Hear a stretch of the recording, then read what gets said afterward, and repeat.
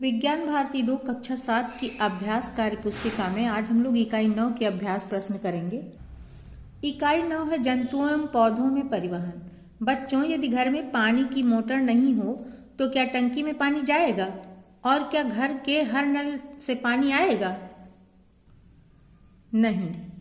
यहाँ पर देखिए, जमीन के अंदर का पानी पाइपलाइन के द्वारा पानी चढ़ाने वाली मोटर से टंकी तक पहुंचाया जा रहा है। फिर यही टंकी का पानी घर के विभिन्न कामों में, किचन में, बाथरूम में और वॉश बेसिन में यूज किया जा रहा है।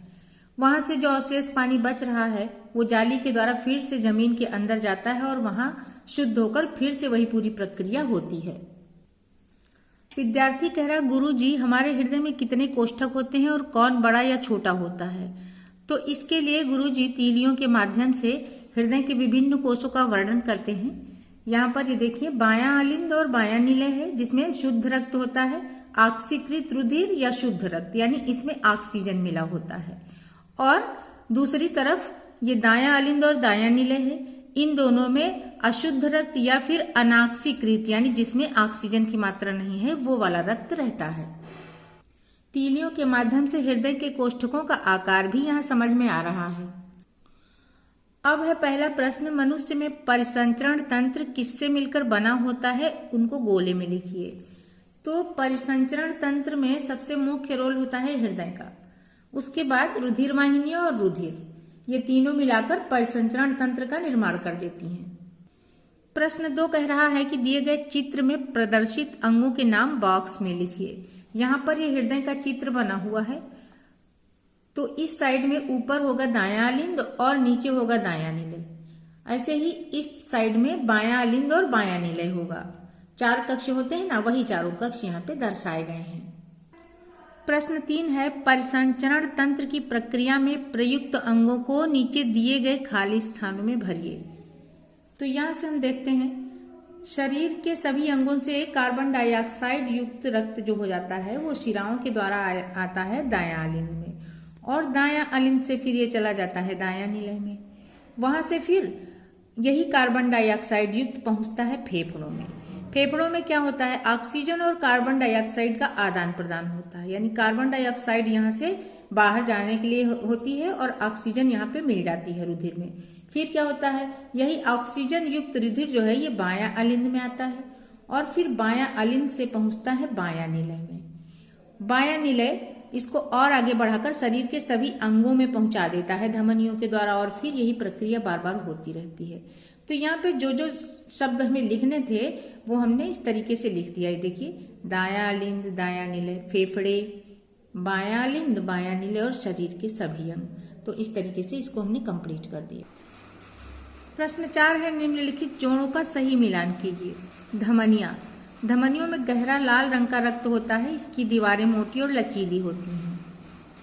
शिराएं, शिराएं नीले रंग की दीवारें पतली तथा कम लचीली। शिराओं में अशुद्ध रक्त यानी कार्बन डाइऑक्साइड युक्त होता है ना, इसलिए ये नीले रंग की समझ में आती हैं। और केशिकाएं, केशिकाएं अत्यंत महीन, साकित तथा दीवारें इसकी बहुत पतली होती हैं। शरीर के विभिन्न अंगों में रक्त पहुंचाने और वापस लाने का काम धमनियां और शिराएं करती हैं। आगे चलकर यही महीन शाखाओं में बढ़ जाती हैं, वही केशिकाएं होती हैं। अब है रुधिर कणिकाएं। तो लाल रुधिर कणिका के बारे में है, इसका जीवन काल 100 से 120 दिन तक होता है। ये गोल तस्तरीनुमा होती हैं, उभयावतल केंद्रक विहीन होती हैं और हीमोग्लोबिन प्रोटीन के कारण ये लाल दिखती हैं। ऑक्सीजन और कार्बन डाइऑक्साइड गैसों का आदान प्रदान इन्हीं कोशिकाओं में होता है, यानी लाल रक्त कणिकाओं में ही ऑक्सीजन और कार्बन डाइऑक्साइड का आदान प्रदान होता है। आगे है श्वेत रुधिर कणिका। इसका जीवन काल 1 से 4 दिन तक होता है।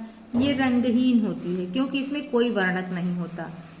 इसमें केंद्रक होता है, आकार इसका अनियमित होता है और इसका कार्य है प्रतिरक्षी, यानी शरीर की रोगों से रक्षा करना। तीसरी रुधिर कणिकाएं हैं प्लेटलेट्स या थ्रोम्बोसाइट्स। इनका जीवन काल 8 से 10 दिन तक होता है। ये बहुत छोटी, केंद्रक विहीन, द्विउत्तलीय होती हैं। इनका काम है रुधिर का थक्का बनाना।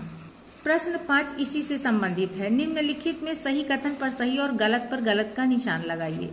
लाल रुधिर कणिकाओं का कार्य प्रतिरक्षा होता है, गलत, अभी हमने देखा है। ख है श्वेत रुधिर कणिकाओं का कार्य प्रतिरक्षा होता है, हाँ ये सही है। ग है श्वेत रुधिर कणिकाएं केंद्रक युक्त व अनियमित आकार की होती हैं, ये भी सही है। अगला है प्लेटलेट्स का कार्य ऑक्सीजन व कार्बन डाइऑक्साइड गैसों को कोशिकाओं तक परिवहन करना होता है, नहीं।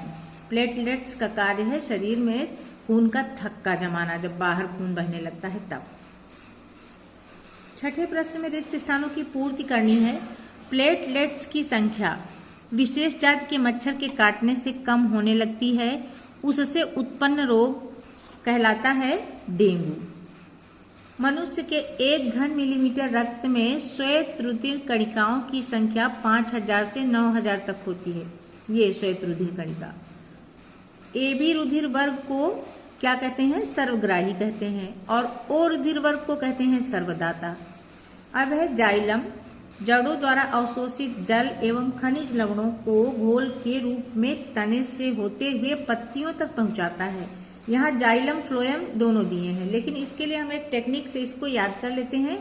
ज से जाइलम और जा से जड़, यानी जाइलम जड़ों से सोखे हुए जल और खनिज लवण को पूरे पेड़ तक पहुंचा देता है। अगला है पत्तियों में निर्मित भोजन। अब इसमें भी जाइलम फ्लोएम में से एक चूज करना है, तो फ्लोएम द्वारा घोल के रूप में पौधे के समस्त भागों में पहुंचाता है। अब फ से फ्लोएम भोजन को हम फूड कहते हैं, तो फ्लोएम और फूड इसको मैच करके हम याद कर सकते हैं।